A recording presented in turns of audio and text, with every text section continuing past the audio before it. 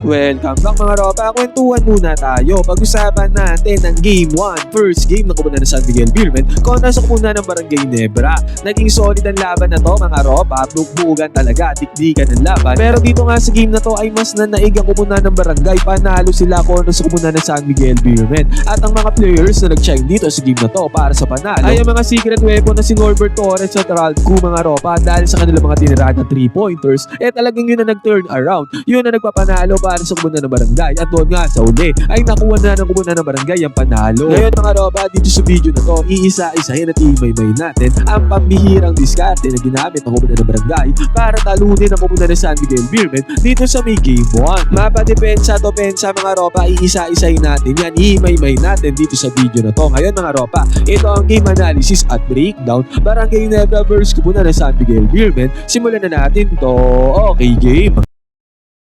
Ngayon mga ropa, dito na nga tayo magsimula sa may third quarter. 48-46 ang score. Dikitan nga ang laban pagpasok ng second quarter. At dito mga ropa, man-to-man defense talaga ang ginagamit na depensa ng Komunidad ng Barangay with good health defense mga ropa. At nung pag-atake nga dito ni CJ Perez, kitang-kita natin yung health defense na binigay dyan ni Japet Aguilar mga ropa, kahit na binabantayan niya dito si Junmar Pardo. Na-block niya ang tirada dyan ni CJ Perez at ang tendency outcome niyan. Defense turns into offense para sa Komunidad ng Barangay Nebra. Easy 2 points na nagawa dito ni Scotty Thompson sa may fast break basket is good. At syempre mga ropa, ang bread and butter ng Komunidad ng San Miguel Beermen na si Junmar Pardo mga ropa ay talagang susubukan nilang dali ng bola kay Junmar. At pang nangyari nga dito mga ropa, again, another good help defense na naman ang ginawa dito ng Barangay sa katauhan dito ni Scotty Thompson. Nakakuha na naman sila ng steal dyan mga ropa, yun nga lang sayang, hindi pumasok ang tirada dito ni Japet Aguilar sa may mid-range jumper. Dalawang kasunod yan mga ropa na mintes sa tirada dito ni Japet Aguilar. At dito naman mga ropa, again, CJ Perez na naman ang nag-penetrate dito sa depensa ng Komunidad ng Barangay. Pero sa pagkakataon na to,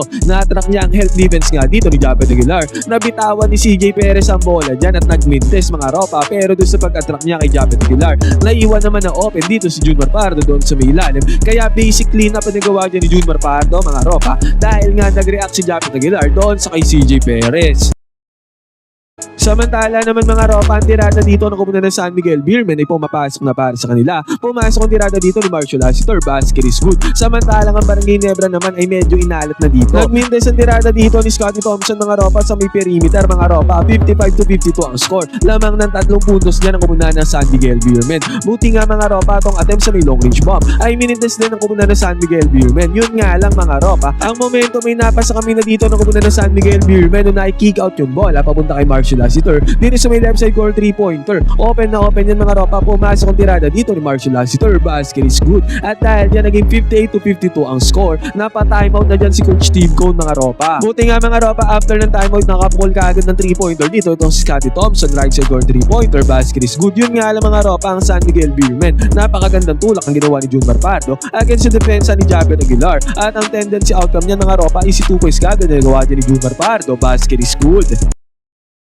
Buti nga mga ropa, nakasagot dito ang Komunidad ng Barangay sa penetration dito ni Scotty Thompson. Natrack niya yung mga defenders, pati ang defender dito ni Jason David. Kaya pag kick out niya ng bola kay Jason David, close out dito si CJ Perez mga ropa, pero mas mabilis na ang first step dyan ni Jason David. Tendency outcome nito, easy 2 points sa kanya nagawa dyan mga ropa sa kanyang atake. Basket is good. At after nyan mga ropa, again, another 2 points na naman na napunta dito ni RJ Barrientos. Wala nang play to mga ropa, sinulod na ni RJ Barrientos sa moment. Pasok ang tirada dito sa may perimeter. Yun nga lang mga ropa, ang Komunidad ng San Miguel Beermen ay nakabawi na naman dito. Doon na naman sa may ilalim, doon sa may paint, nakuha nila ang kanilang puntos. At still mga ropa, sa pagkakataon na to, ang score pa din ay 66-60. Lamang pa rin dyan ang 6 na puntos sa Komunidad ng San Miguel Beermen. Ang play na sinetap naman dito ng Komunidad ng Barangay sa penetration dito ni Scotty Thompson mga ropa, na-attract niya yung defenders dito ng Komunidad ng SMB. Sabay nag-pop dito si RJ Barrientos sa may top of the 3-pointer mga ropa. Yun nga lang, mintes ang tirada dyan ni RJ Barrientos. At eto na mga ropa sa may fast break, nagkaroon ng easy 2 points dito itong si CJ Perez mga ropa. Walang transition defense dyan ng Komunidad ng Barangay, easy money. Kaya naging 68-60 pa ang score dyan mga ropa. Lumawa pa sa 8 puntos sa kalamangan dyan ng Komunidad ng San Miguel Beermen. Buti nga mga ropa, ano si Jason David mga ropa ay nabigyan ng hand of lead dito at nag-miss lang screen din dyan si Japet Aguilar.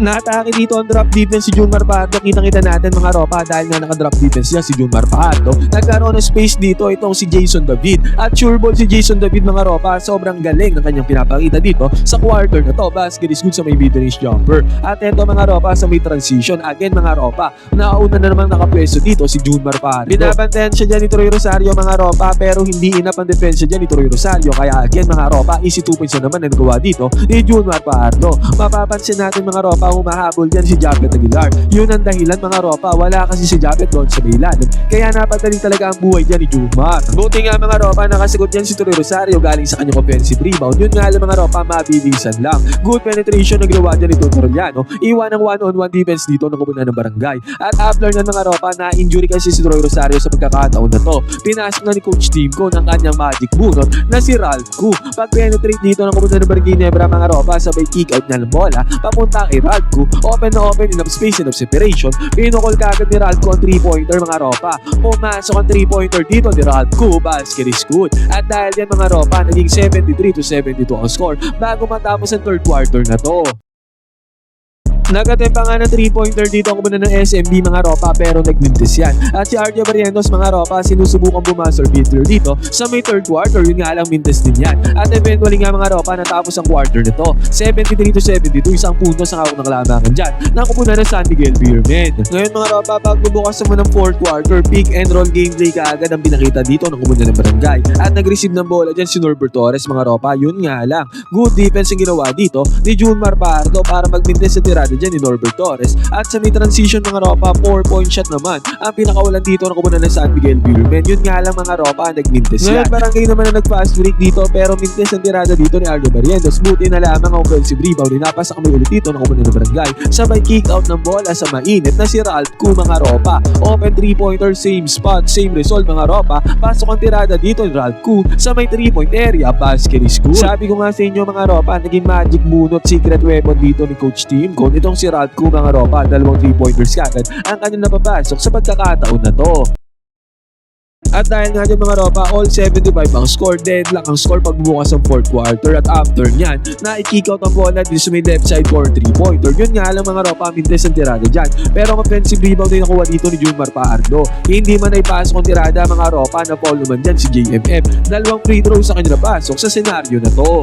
At sa possession na to ng kumunan ng Barangay, pick and pop gameplay ang ginawa nila dito. Nag-set ng screen dito si Norbert Torres. Sabay nag-float siya papunta dito sa may left side for 3-pointer. And again mga ropa, kinapitalize dito ni Norbert Torres na nakadrop defense dito si Junmar Fajardo. Naibigay naman sa kanya yung bola dyan mga ropa at walang kapagabog. Pinukol niya ang 3-pointer, basket is good para kay Norbert Torres. Kitang-kita natin dyan mga ropa na kinabang dito si Norbert Torres sa drop defense dito ni Junmar Fajardo. Nice thinking mga ropa, good IQ play para sa Komunan ng Barangay, especially kay Norbert Torres.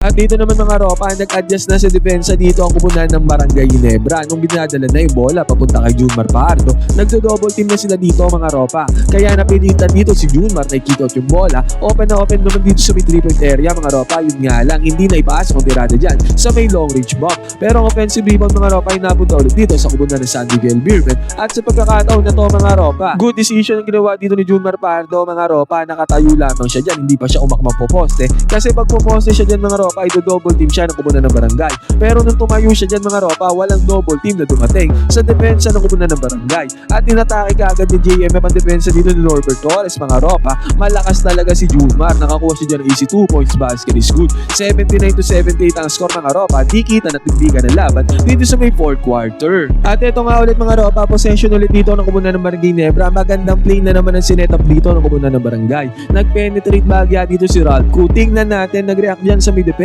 itong si Junmar Fajardo. Close out siya dyan against kay Ralph Koo mga ropa, nag-help defense siya dyan. Ngayon mga ropa, open na open ulit si Norbert Torres dito sa may top of the key 3-pointer. Buti nga mga ropa, good read ang ginawa dito ni Ralph Koo para i-kick out niya yung bola papunta kay Norbert Torres. Drop defense dyan si Junmar Fajardo mga ropa, hindi na siya makaka-close out dyan. 3-pointer para kay Norbert Torres mga ropa, basket is good. Back to back 3-pointers ang ginawa dyan ni Norbert Torres mga ropa. Tag dalawang 3-pointers na kagad ng kanilang napuntar dito ni Ralph Koo, easy money. At dahil dyan mga ropa, sa pagkakataon na to, napanghawakan na ng kumunan ng Barangay ang kalamangan against sa kumunan ng San Miguel Beermen. 81-79 ang score, pero mabilisan lang mga ropa nakapundar din ang puntos dyan ang kumuna ng SMB. Gumamit ulit ng pick and pop gameplay dito ang kumuna ng barangay mga ropa sa katauan ulit ni Norbert Torres sa pumukol ng 3-pointer, pero this time mga ropa sa pangatlong pagkakataon ay nagmintis ng tirada dito ni Norbert Torres. Nag-attempt din dyan si Jason David ng 3-pointer mga ropa, pero mintis din ang kanyang tirada dyan, at sa pagkakataon na to mga ropa, napakagandang basa ang ginawa ni JMF doon sa ilalim. Parang Jokic mga ropa, yun nga lang mintis ang tirada dyan ang kumuna ng San Miguel Beermen, at sa pagkakataon na to nagbalasa ng bola dito ang una ng barangay, paikot lang sila ng bola mga ropa, at nabigyan ng bola ulit dito si Ralph Ku. Quick trigger sa may 3-point area mga ropa, may close-up defense dyan, may resistance sila ng una ng San Miguel Beermen, pero pinanis lang yan ni Ralph Ku mga ropa, tatlong 3-pointers na kaagad ang kanya nagagawa dito sa may 3rd quarter at 4th quarter alone mga ropa, at dahil nga dyan nagsigawan na mga fans, naghiyawan na sila mga ropa, 84-81 na ang score. Lumamang na dyan ang una ng barangay dahil kay Ralph Ku at Norbert Torres. After pa niyan mga ropa, naswingan pa ng bola dito si Jason David, sabay atake niya sa depensa ng kumuna ng SMB mga ropa. Mas mabilis talaga ang first step ni Jason David. Another 2 points na naman ang kanya nagawa dito mga ropa. Basket is good. Naging 86-81 na ang score dyan mga ropa, pero sa pagkakataon na yan nakabawi dyan ang kumuna ng SMB. Nagkaroon sila ng open lane dito sa may transition mga ropa, easy 2 points yan. Kung kaya't naging 86-85 ang score mga ropa, 5 minuto papasok na ang crunch time dito sa may 4th quarter. Buti nga mga ropa, nag-step up din talaga ang depensa ng kumuna ng barangay kay Junmar Paardo, na pamintis sila dito sa may possession na to mga ropa, at nagmimintis na rin talaga ang tirada dyan ng kumuna ng San Miguel Beermen. Kinapitalize siya ng kumuna ng barangay mga ropa si Arjo Barrientos. Teardrops ang ginawa dito mga ropa, at sa teardrops na yan pumasok na yan, may kasama pa yung foul. Nagkaroon pa ng bonus free throw dito si Arjo Barrientos mga ropa, basket is good. At after pa niyan mga ropa, good penetration pa ang ginawa dito ni Arjo Barrientos, at sa good penetration niya napakagandang pasa pa ang ginawa niya papunta kay Turoy Rosario na naghihintay lamang doon sa may ilalim. Napadali ang trabaho niya ni Turoy Rosario mga ropa, easy 2 points sa kanya nagawa, basket is good. At after niyan mga ropa, si RJ Barrientos ay umatake pa dito sa depensa ng kubunan ng si SMB, at na-foul dyan si RJ Barrientos mga ropa, nakapagpundar pa siya dyan ng 2 free throws, parehas pumasok yan mga ropa. At dahil kay RJ Barrientos mga ropa, naging 95-86 ang score, biglang nagkaroon ng run dyan ng kubunan ng barangay bago matapos ang game na to, at yan na nagsalyado sa panalo ng kubunan ng barangay dito sa game na to mga ropa. 99-90 natapos ang game.